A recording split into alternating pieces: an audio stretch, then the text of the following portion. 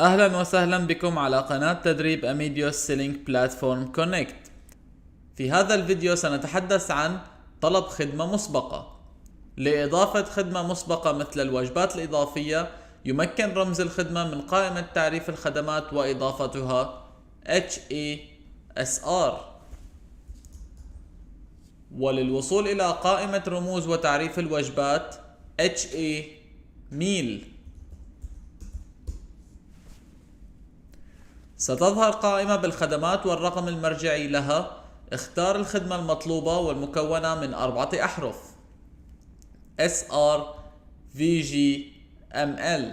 لإضافة وجبة نباتية ولتحديد راتب معين SR SF ML/P1. لإرسال رسالة مباشرة إلى شركة الطيران الناقل تحتوي على معلومات أو طلب من موظف الحجز يمكن استخدام OS YY PAX CTC M والرقم.